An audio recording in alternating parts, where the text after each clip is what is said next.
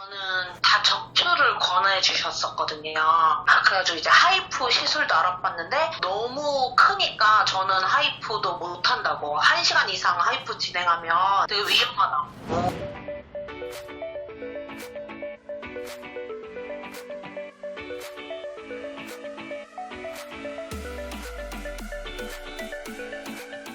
네, 혹시 뭐 질문 있으신 분 있으실까요? 저는 다 적출을 권해 주셨었거든요. 그래가지고 이제 하이프 시술도 알아봤는데 너무 크니까 저는 하이프도 못한다고. 1시간 이상 하이프 진행하면 되게 위험하다고. 그래가지고 아무튼 지금 이제 차병원을 갔는데 난임센터 선생님은 저를 위주로 말씀하시니까 적출을 해라. 근데 아기를 왜 또 낳으려고 하냐 이러시고, 산부인과 쪽은 아기를 갖고 싶어 하니까 그러면 빨리 아기를 갖는 수밖에 없다. 이제 시험관을 권해주셨거든요. 저 같은 경우에는 이제 그 한 방으로도 치료 안 된다는 막 그 상황이에요. 나이도 이제 40이고 그래도 이게 임신을 만약에 하게 되면 날 수 있는 가능성이 있는지. 사이즈가 정확히 어떻게 되시나요? 한 10cm 넘어요. 10cm 넘고요. 만 40세시고 혹시 뭐 근종이나 내막증이 또 있으신가요? 그건 없어요. 그러면 지금 3가지 정도 해당이 되시고요. 생리 과다가 며칠 동안 있나요? 과다 출혈은 한 이틀 정도. 총 생리 기간이 며칠인데요? 보통 한 5일.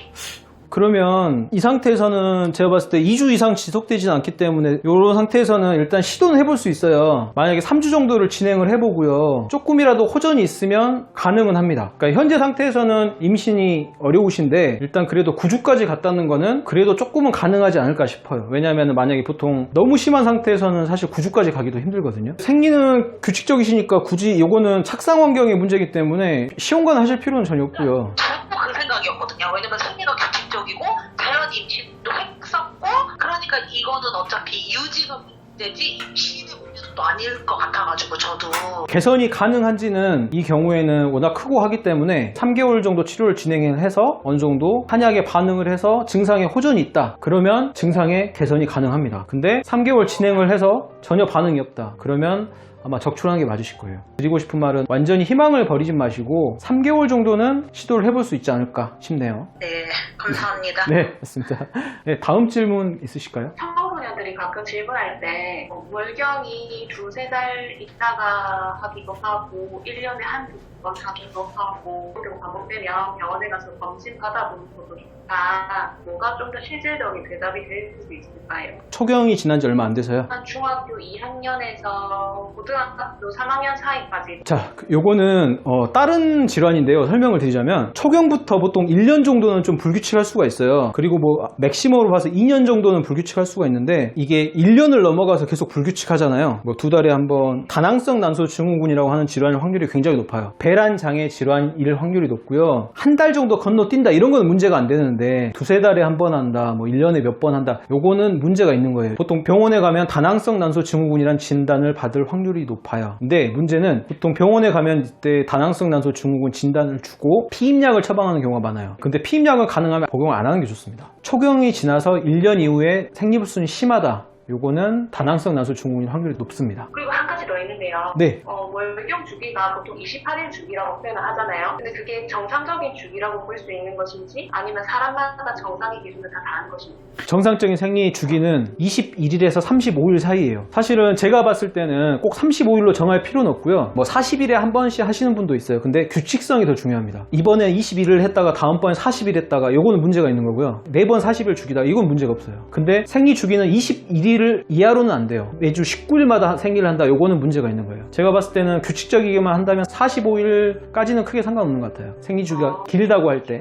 청소년들도 정기적으로 산부인과 검진을 꼭 받아야 할지. 1년에 한 번 정도는 받는 게 좋고요. 근데 제일 중요한 게 생리의 양상을 봐야 돼요. 생리가 규칙적이고 생리통도 없고 생리 혈색도 깨끗하다. 질염 증상도 없고 분비물도 없고 그러면 굳이 뭐 가질 필요는 없다고도 봐요. 근데 생리 주기도 불규칙하고 뭐 생리 전에 여드름도 많이 나고 생리통도 심하고 생리 혈색도 지저분하고 이제 고등학생 정도 되면은 이제 아무래도 뭐 관계를 가질 수도 있기 때문에 뭐 이런 것도 봐야 되고 이상이 있다 그러면 6개월에 한 번 정도는 보는 게 좋습니다. 제가 자궁근종 수술을 제거 수술을 받았는데 그 전에부터 계속 들었던 얘기가 한약을 먹으면 요 크기가 커진다는 거예요. 진짜 한약을 먹으면 근종이 커지는 게 맞는지, 그 근종이 있으면 피곤하다고 하더라고요. 그 근종이 있는 유무 뭔가 피곤이랑도 연결이 되는 게 맞는지. 첫 번째 질문부터 말씀드릴게요. 이거는 정말 저도 할 말이 많은데 정말 억울합니다, 한의사들은.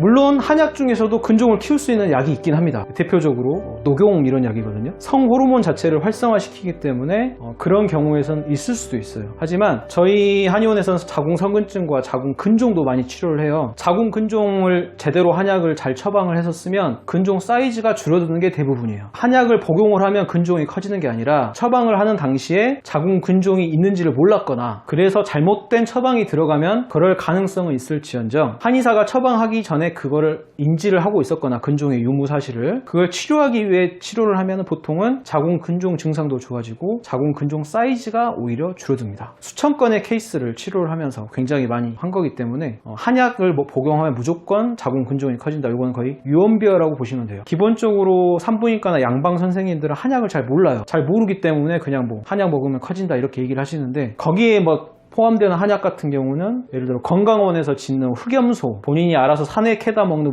민들레 이런 걸 다 포함해서 한약이라고 하거든요. 유언비어라고 봐주시면 될 것 같아요. 첫 번째 혹시 질문 대답이 되셨을까요? 네, 됐습니다. 두 번째 같은 경우는 물론 자궁근종이 있으면 이제 피로감을 유발하는 경우는 주로 생리량이 많은 경우예요. 자궁근종도 어떤 종류에는 생리량을 과다를 만들 수가 있거든요. 생리량 과다가 되면 아무래도 만성 빈혈 상태가 됩니다. 굉장히 피로감을 느낄 수가 있고요. 자궁근종이 있게 되면 여러 가지 생리전 증후군이나 이런 게 많이 생길 수도 있는데 어떤 생리전 증후군이나 이런 것 때문에 피로감이 발생할 수도 있죠. 정리를 하자면 자궁근종이 직접 피로감을 발생시키진 않아요. 하지만 자궁근종이 뭔가 자라난다는 거는 몸이 뭔가 안 좋다는 거잖아요. 몸의 안 좋은 컨디션이 피로감과 자궁근종을 유발한다. 이렇게 이해를 하시면 될 것 같아요. 저 하나 더 여쭤봐도 돼요? 네, 알겠습니다. 근종을 제거한 사람은 근종이 아예 발생하지 않은 사람보다도 다시 재발할 수 있는 위험이 높다고 하더라고요. 앞으로 좀 안 생기게 예방하기 위해서는 어떤 생활을 해야 하나요? 검진이 가장 첫 번째. 두 번째, 생활상에서는 이제 먹는 거를 봐야죠. 근종이나 성근증이나 내막증 이런 자궁질환들은 에스트로겐이라고 하는 호르몬에 반응을 합니다. 우리 몸에 들어올 수 있는 인공 에스트로겐이 있다면 이제 가장 비슷한 게 인스턴트 식품이에요. 인스턴트 식품에는 이제 플라스틱이나 비닐과 접촉할 비율이 높겠죠. 거기에 들어있는 비소페놀 A라고 하는 환경 호르몬은 에스트로겐은 아니지만 에스트로겐과 비슷한 분자 구조를 가져서 우리 몸에서 유사 에스트로겐처럼 작용을 합니다. 햄이나 소세지, 컵라면 이런 것들을 일단 줄이셔야 돼요. 두 번째는 당분이 많이 들어간 음식을 줄이셔야 됩니다. 과자, 빵, 콜라, 주스, 아이스크림. 만성 염증을 심하게 하기 때문에 당분이 많은 음식을 줄이셔야 되고요. 고기는 적당히 드셔도 됩니다. 근데 커피는 하루에 2잔 이상 드시면 안 돼요. 이렇게 해서 먹는 걸 좀 정리를 해드렸고요. 두 번째, 자궁은 스스로 움직일 수 있는 근육이 아니에요. 그렇기 때문에 자궁을 잘 움직여서 혈액순환이 되게 하려면 적절한 운동이 필요해요. 골반을 움직여주는 운동. 그래야 자궁의 혈액순환도 좋아집니다. 대표적으로 요가나 필라테스. 가장 좋지만 이게 어렵다면 그냥 걷기 운동 하시면 됩니다. 자, 세 번째, 잠을 12시 이전에 주무시는 게 굉장히 중요합니다. 뇌에서 자궁에 작용하는 호르몬들이 제대로 나와서 호르몬이 균형적으로 나오기 때문에 근종이나 이런 게 좀 덜 생겨요. 이 정도로 정리가 되겠습니다. 혹시 답변이 되셨을까요? 네, 감사합니다. 네. 알겠습니다. 혹시 더 궁금하신 건 없으실까요? 좋습니다. 네, 알겠습니다. 수고하셨습니다.